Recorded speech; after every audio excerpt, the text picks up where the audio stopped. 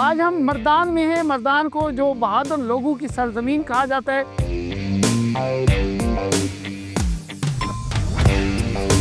अंग्रेज़ जो यहाँ पे उस टाइम हुकूमत कर रहे थे, तो उन्होंने जब काबुल से जंग की तो उनके जो बंदे फोत हुए, तो उनकी याद के लिए ये बिल्डिंग बनाई है।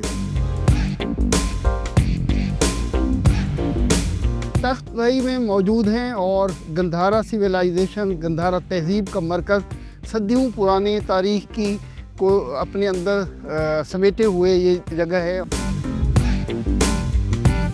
आज से 2000 साल पहले यहाँ पे 2 चश्मे हुआ करते थे, जो बुद्धिस्ट लोग उसी टाइम वाटर पर्पस के लिए वो इस्तेमाल करते थे।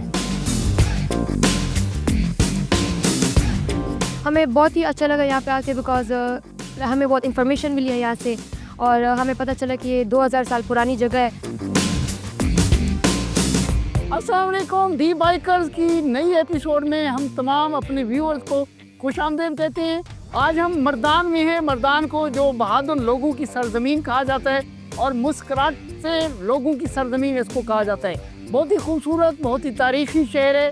आज हम आपको मर्दान के खाने दिखाएंगे और मर्दान की जो कल्चर है वो आपको दिखाएंगे और यहाँ की जो तारीखी इमारत हैं वो दिखाएंगे और इसकी सराउंडिंग में जो बुद्ध मत की एक छुपी हुई पोशीदा एक हिस्ट्री है वो आपको दिखाएंगे। चलते हैं जी, आपको मर्दान की सैर कराती है।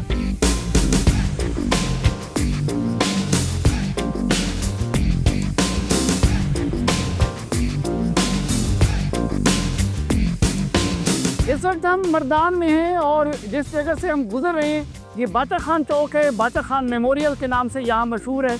और बाचा खान पश्तून कौम के बहुत बड़े हीरो थे। खान अब्दुल गफ्फार खान उर्फ बाचा खान, और उनका सियासत में, अदब में, उनका यहाँ पॉलिटिक्स में उनका बहुत बड़ा नाम है।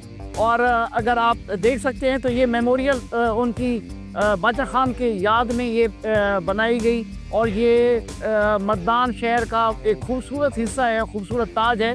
और मेरी बैक पे आप देख सकते हैं ये डिग्री कॉलेज मर्दान है जो ग़ालिबन 1950s में ये बनाया गया और बहुत सारे लोग जो हैं यहाँ से पास आउट हुए, बड़े बड़े नाम यहाँ से पढ़ के गए।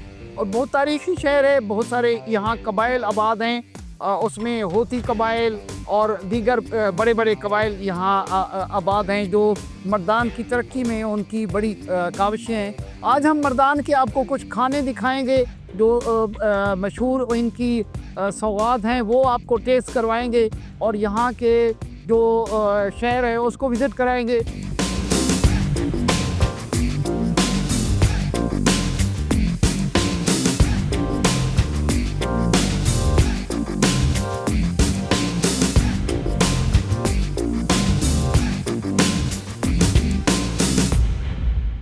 इस वक्त हम खैबर पख्तूनख्वा के मॉडर्न और ख़ूबसूरत शहर मर्दान में मौजूद हैं और मेरी बैक पे एक ब्रिटिश मेमोरियल है और यहाँ के जो केयर टेकर हैं साबिर जावेद साहब हमारे साथ हैं। इनसे कुछ हिस्ट्री की बात पूछते हैं। साबिर साहब कैसे हैं जी? ठीक ठाक। अल्लाह इसकी क्या हिस्ट्री क्या है? इसकी हिस्ट्री ये है कि ये 1878 में ये मार्ज़ वजूद में आया है।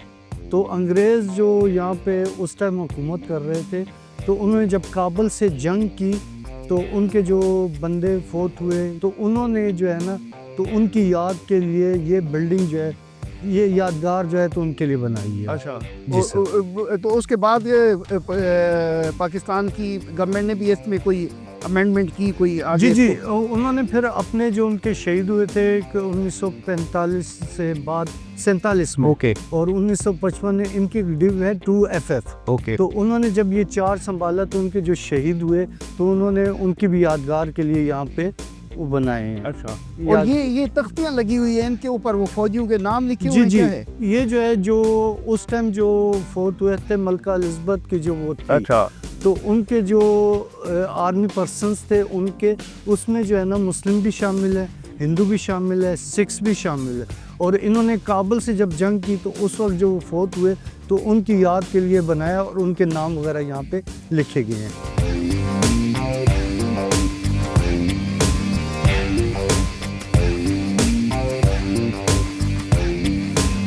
We love Mardan.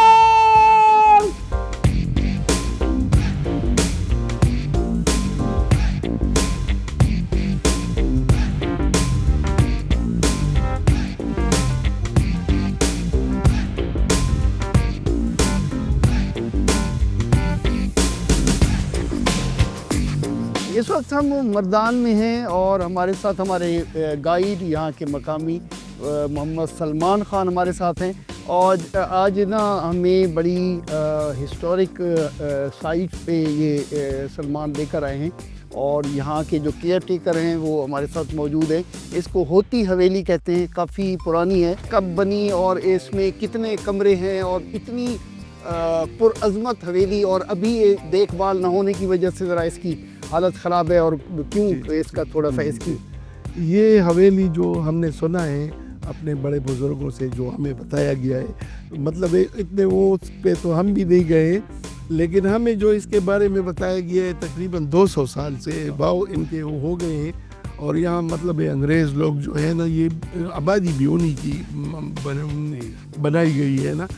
तो यहाँ जो अदालत ये किस्म की होती थी, यहाँ से ये स्टेट था उनका, तो ये यहाँ से पूरी कार्रवाई होती थी। यहाँ हमने जो सुना है कि यहाँ इनके हवालात भी है, अदालतें भी थी। यहाँ ये ऊपर आप देख सकते हैं इनके ये जो आपको बेंच के किस्म के नजर आ जाएंगे, चारों साइडों पे पब्लिक बैठ के बिल्कुल ये यहाँ जो कार्रवाई होती थी तो वो, और इसके साथ उधर साइड पे और भी कमरे हैं। तकरीबन इस पे कमरे जो है ये इस पोर्शन में आप देख लें तो 50 के भाव है, और अगर सारे वो हवेली का आप देख लें तो 200 से तकरीबन ज़्यादा इस पे कमरे होंगे। अच्छा, ये इतनी खौफनाक, एक दो कमरों में मैं गया हूँ, मुझे ऐसे जी बिल्कुल बिल्कुल बिल्कुल कोई आवाज़ें मुझे सुनाई दी हैं। ये हकीकत है जी। है क्या है, कोई जिन भूत रहते हैं क्या है इसमें, क्या? बिल्कुल बिल्कुल आपने सही फरमाया। यहाँ जिन भूत भी काफ़ी मतलब है हमारे साथियों को डराया भी गया है, और किसी को मतलब सामने भी आए तो जिन भूत तो यहाँ मतलब ये ऐसी हवेली में और जहाँ को लोग नहीं रहते होते हैं। अभी तो हमने एक अपना इसमें खोला है तो वो करते हैं। तो ये बात ये आपकी ने जो कही है तो ये सच है।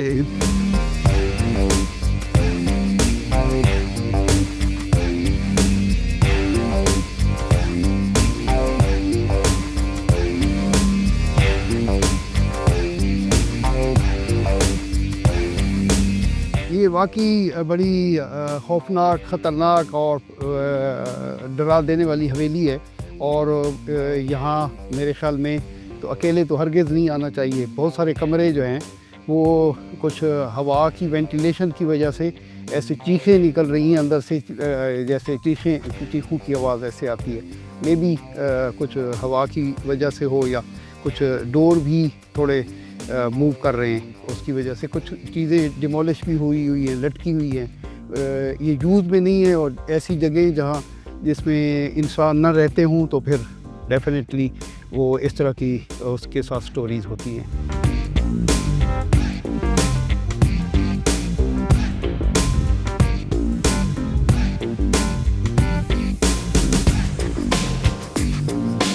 इस वक्त हम मर्दान में है। मर्दान का ये एक गुंजान आबादी का इलाका है, और बड़े शहरों की तरह यहाँ भी ट्रैफिक जैम और आपको रथ दिख रहा है, और कुछ तजावुज़ात भी हैं जहाँ जिन्होंने ट्रैफिक को रोका हुआ है।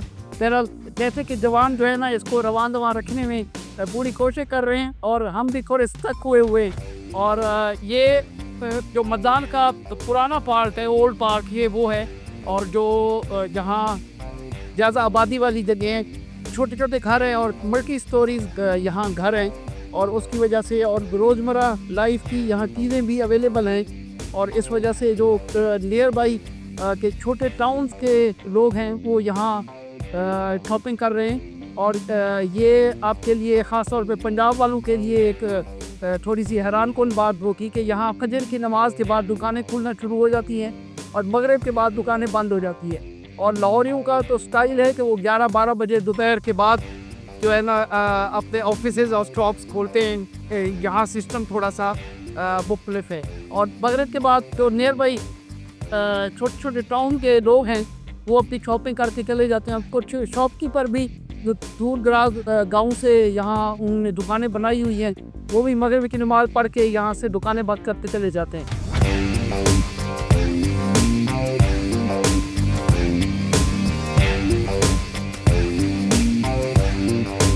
इस वक्त हम मर्दान म्यूज़ियम में मौजूद हैं, और ये कुछ नया बना हुआ है म्यूज़ियम। ये हमारे साथ नियाज़ वली साहब हैं, यहाँ के म्यूज़ियम के इंचार्ज हैं। इनसे कुछ म्यूज़ियम के बारे में पूछते हैं। कैसे हैं सर? ठीक ठाक है। ये म्यूज़ियम कब इसकी तामीर कब हुई है इसकी? ये ऐसा है कि 1991 में रियाज नूर साहब एक कमिश्नर मर्दान हुआ करते थे, तो उन्होंने उस वक्त के टाउन हॉल में एक सिंगल हॉल एक बिल्डिंग थी, तो उसमें एक म्यूज़ियम बनाया हुआ था। वो उसमें तकरीबन 22 शोकेसेस थे और तकरीबन 90 गंधारा आर्ट के जो नमूने थे वहाँ पे डिस्प्ले थे। बाद में 2006 में मुशर्रफ दौर में ये बिल्डिंग के लिए ज़मीन मुख्तस की गई और 2009 में जनाब हैदर खान होती साहब वज़ीर आला थे, तो उन्होंने फिर इस म्यूज़ियम का इफ्तिताह किया है। और इसमें कितने कमरे कितने हैं? इसमें तकरीबन 3 गैलरियाँ हैं, जिसमें सबसे पहले एक गंधारा गैलरी थी, उसके बाद एक गैलरी है इथनोलॉजिकल और उसके साथ साथ इस्लामिक गैलरी है। तो ये 3 बड़ी गैलरियाँ थी। अच्छा, तो गंधारा में कितने पीसेस, कितने नमूने पड़े हुए हैं गंधारा सिविलाइजेशन? टोटल जो ऑब्जेक्ट्स है यहाँ पे 1000 से ज़्यादा पड़े हुए हैं। म्यूज़ियम के डिस्प्ले के बारे में जो अभी इस पे काम हो रहा है, मैं यही कहना चाहूँगा कि इसके शोकेसेस का डिस्प्ले शोकेसेस अभी आने वाले हैं। तो जैसे ही शोकेसेस का काम ख़त्म होगा तो इंशाल्लाह यहाँ पे अभी एक इंटरनेशनल स्टाइल की डिस्प्ले होने वाली है। अच्छा, यहाँ जो गंधारा सिविलाइजेशन की चीज़ें डिस्प्ले में हैं, वो मकामी तौर पे निकाली हुई है, रखी हुई है, या कहीं दूसरे? बिल्कुल, ये ज़्यादातर जो यहाँ के गंधारन आर्टिफैक्ट्स थे तो तखबई से आए हुए हैं, शेरी बलोल से आए हुए हैं और जमालगढ़ी से जो भी है, तो यही जो मर्दान के अपने आर्टिफैक्ट्स है। और आपको पता है कि मर्दान गंधारा सिविलाइजेशन के लिहाज से बड़ा रिच खित्ता है।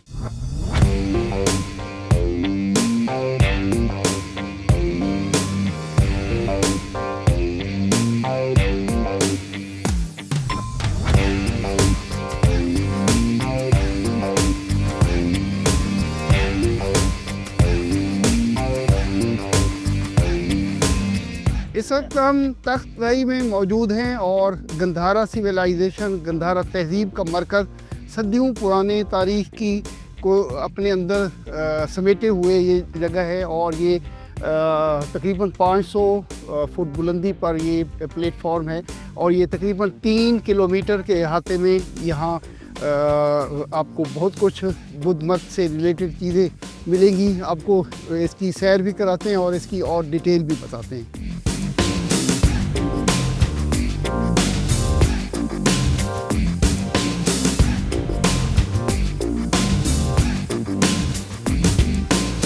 इस वक्त हम तख्त भाई जो गंधारा सिविलाइजेशन की साइट है उस पे हैं। हमारे साथ यहाँ के केयर टेकर जो आर्कियोलॉजी और कंजर्वेशन को देख रहे हैं, माज अली हमारे साथ हैं।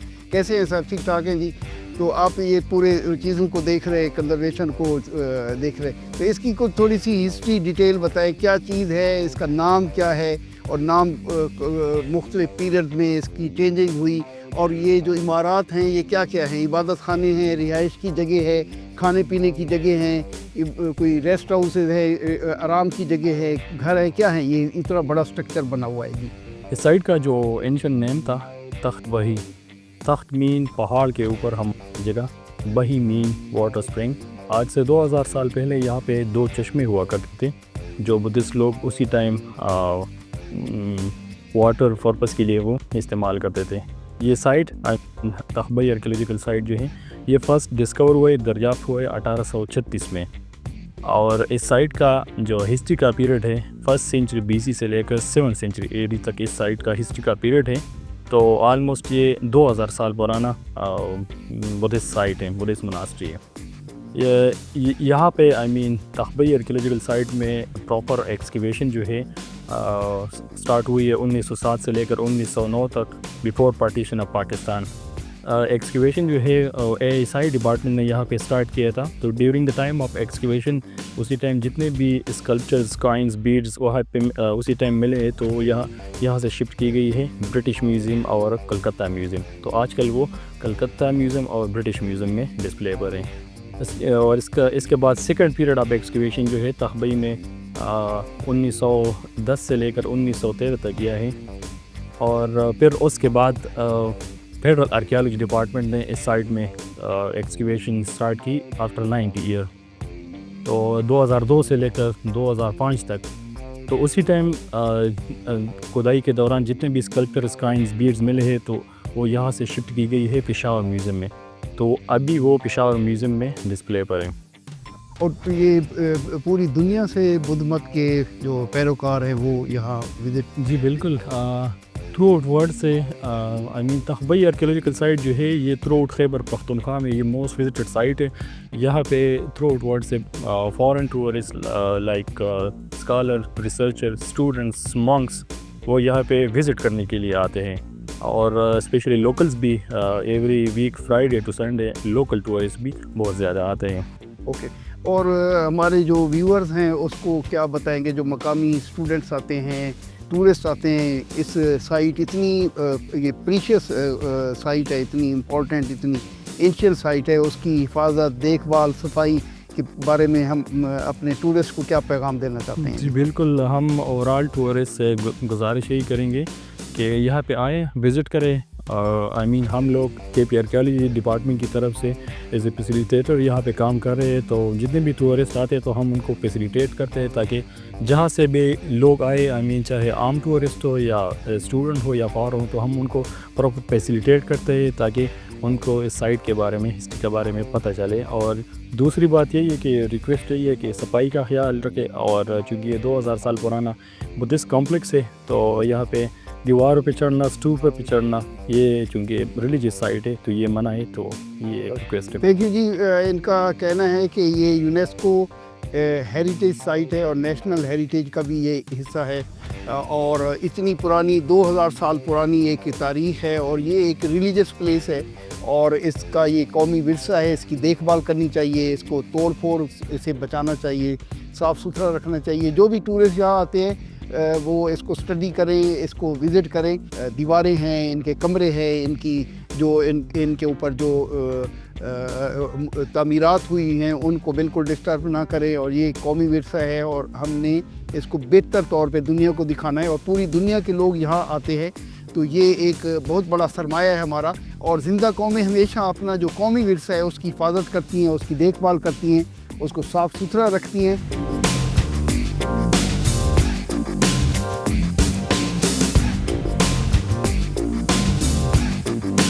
ये एक बड़ी तारीख़ी जगह है, यहाँ बच्चों को आना चाहिए स्टडी के लिए और इन्फॉर्मेशन के लिए।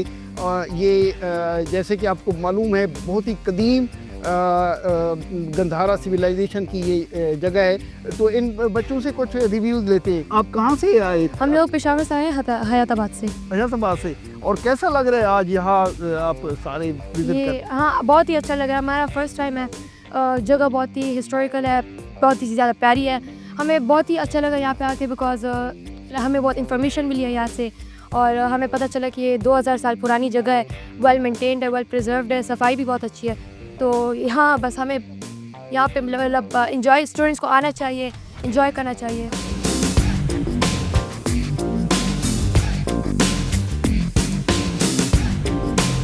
दिल दिल पाकिस्तान, जा जा पाकिस्तान, दिल दिल पाकिस्तान, जहाँ जहाँ पाकिस्तान।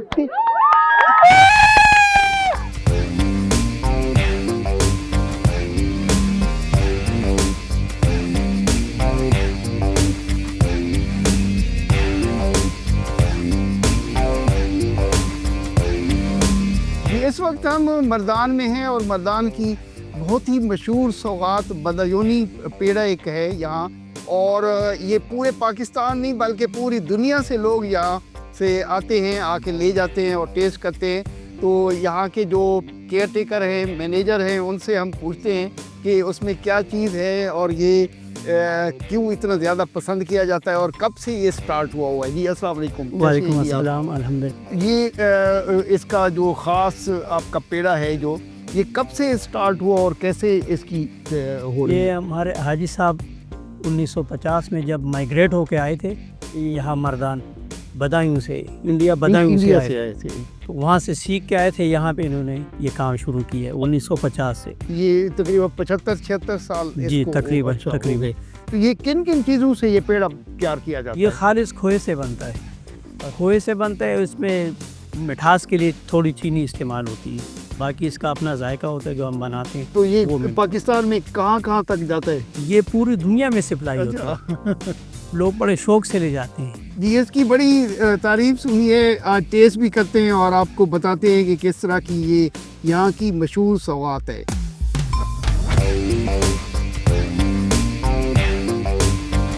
वाह, सलमान भाई ले जी, आप भी टेस्ट करें।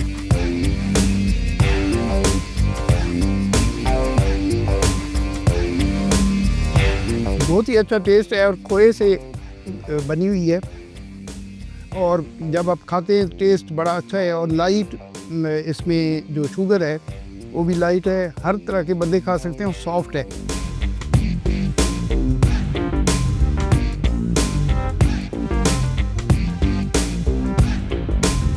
इस वक्त हम मैदान में हैं और यहाँ का सलमान भाई ने मुझे बताया कि यहाँ का जो गाजर का हलवा है ये काफ़ी फेमस है, एक सौगात है और पूरे पाकिस्तान से दूर दूर से लोग आते हैं यहाँ खाते हैं। और हमने अभी थोड़ा सा ऑर्डर किया और वाकई इसमें देसी घी और क्रीम और जो खालिस इंग्रेडिएंट हैं उससे ये तैयार शुदा है और बहुत ही ज़्यादा जायकादार है और खुशबूदार है। तो टेस्ट करते हैं इसको सलमान भाई। Very tasty, amazing amazing. आप भी जब आए मैदान तो इसको ज़रूर टेस्ट कीजिएगा। गाजर का हलवा वैसे पूरे पाकिस्तान में खाया जाता है, तैयार होता है मुख्तलिफ शहरों में, लेकिन इसका टेस्ट आउट क्लास है। दी बाइकर्स की नेक्स्ट एपिसोड तक के लिए मैं आपसे इजाज़त चाहता हूँ। डिस्कवर पाकिस्तान के साथ जुड़े रहिए और पाकिस्तान की खूबसूरती, कल्चर, बेहतरीन खाने आपको हम दिखाते रहेंगे। अल्लाह हाफिज़।